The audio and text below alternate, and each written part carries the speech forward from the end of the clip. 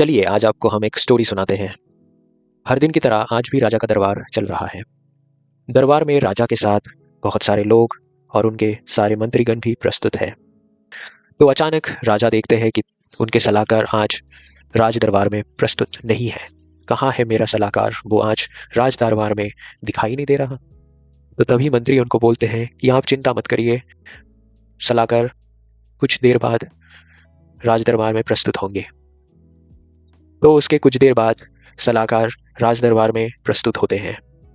परंतु आज वो सलाहकार राज दरबार में सुंदर कपड़े और हैवी ज्वेलरी नहीं पहन के आए हैं।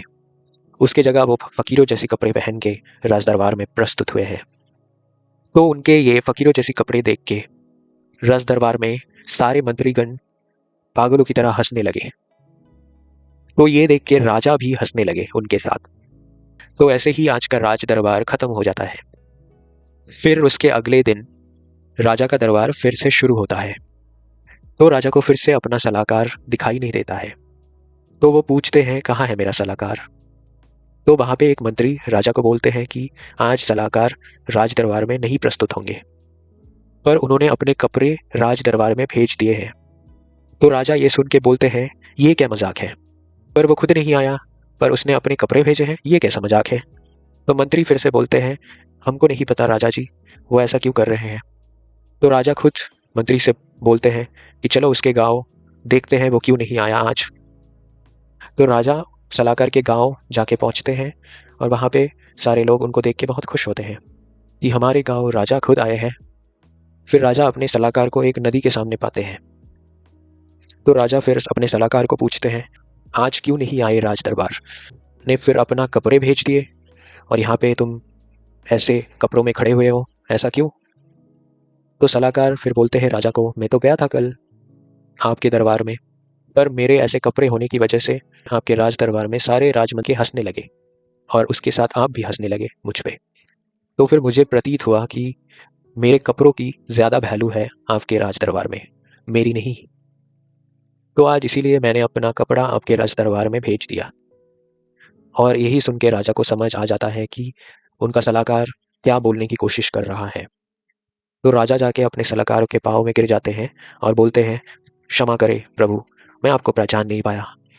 मेरे जैसे एक अज्ञानी को क्षमा कर दीजिए, मैं आपको समझ नहीं पाया। मैंने आपको आपके कपड़ों से जज किया, मैंने एज अ इंसान आपकी वैल्यू को नहीं समझा। फिर इस स्टोरी से हम क्या सीखते हैं, क्या है मोरल ऑफ द स्टोरी?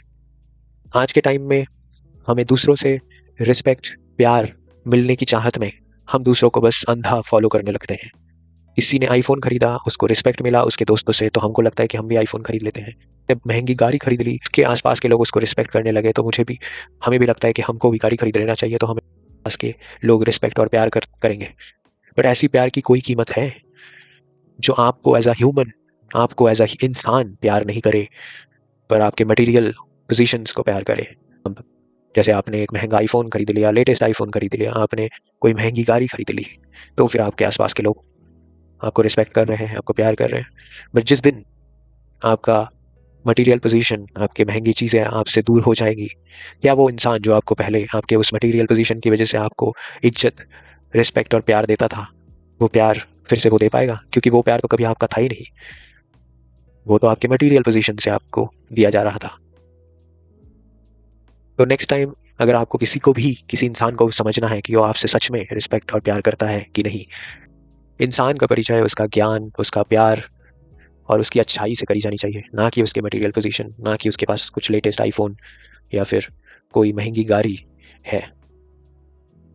और ज्ञान नहीं दूंगा आपको, पर सोचना इस बात को अच्छे से कि कौन आपको सच में प्यार करता है और कौन आपके चीज़ों, आप जिस चीज़ों को ओन करते हो उस चीज़ की वजह से आपको प्यार करता है या फिर रिस्पेक्ट देता है।